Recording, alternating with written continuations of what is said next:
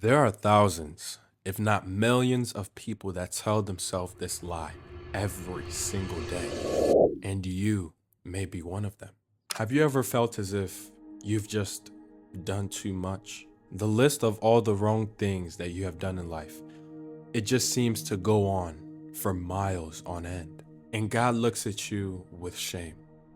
He probably regrets making you, is what you tell yourself.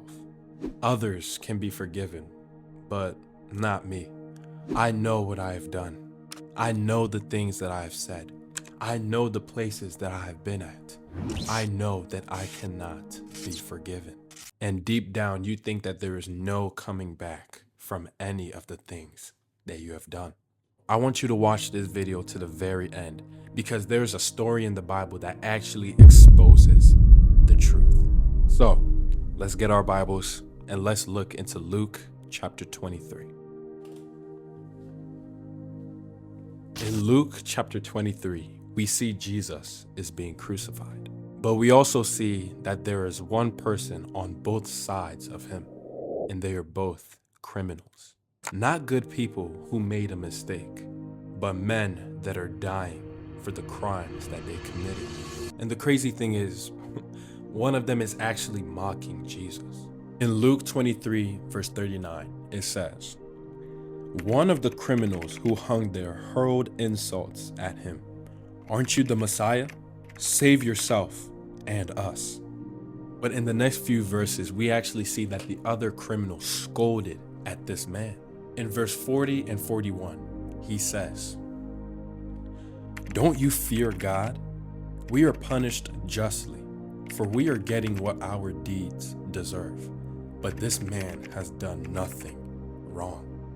And this is the part where the criminal does something amazing. In his last moments, nailed to the cross, with his life slowly draining out of him, he turns to God and says the most important 9 words of his life. He says, "Jesus, remember me when you come into your kingdom." That's it. It wasn't a prayer that he had memorized. It wasn't a list of apologies. It wasn't I promise that I'll do better next time, because there was no next time. He was dying. But Jesus, who was also on the cross, who was also in pain and agony, turns and looks at this man, this criminal, and says, "Truly, I tell you, today you will be with me in paradise." Jesus said, today. Not maybe, not tomorrow, not we'll see, not let me think about it. Today. I want you to really think about who this man was. It didn't seem like he grew up in church.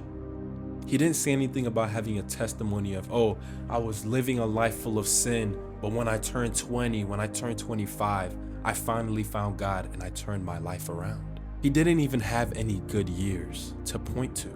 He was just a criminal on a cross, hours from death, and God still said yes. So when you sit there and tell yourself that you have done too much for God to forgive you, I need you to understand something. The standard that you are holding yourself up to, God has already broken it.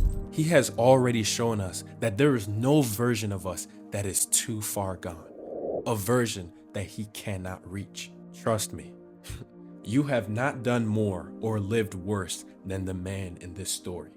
And yet God looked at him with tender, loving care and told him that today you will be with me. Today. And you need to understand that that is no small thing. That is God telling all of us that the door to him is always open, no matter where you find yourself in life. Now, I know what some of you may be thinking right now. But gee, you don't know how much I've done. You don't know my life. You don't know my story. You don't know the things that I have done. And you're right. I don't. But what I do know is this. The devil wants you to believe that your sins are too much to give to God. You've gone too far. You waited too long and have messed up too many times to seek his forgiveness. But that is a lie. And it is one of the most dangerous lies out there. It is literally stopping so many people from coming to Christ, and it needs to end. And what makes it so bad is that it literally kills all the hope that you have left in your heart. It even gets to a point where you don't even want to try. Because why would you want to reach for something that you know you will never have? But the thing is, the thief on the cross, he did not let that lie stand. Because that man had no reason to be in such a perfect and peaceful place as paradise. And yet, that is where Jesus promised that he would be that day. So, if you're watching this, it means something. You are not on a cross. You are not in your final hours of life, God willing. But you have something that the thief did not. Time. What you have is time. If a man with no time left could turn to God and be accepted by him, what do you think that means for you? It means that you need to stop waiting to be good enough before you come to God, because being good enough will never even happen. Stop letting your past write your future for you. Take control and give it to God. I don't know where you are in life right now. I don't know the burdens that you have been carrying, but if you've been walking around thinking that God does not want you, I pray that this story makes you realize that that is a lie, because it is not too late. It never was. God is waiting for you to come to him with open arms, ready to accept you as you are, and he will handle the rest. All right? I will see you, God willing, in the next video.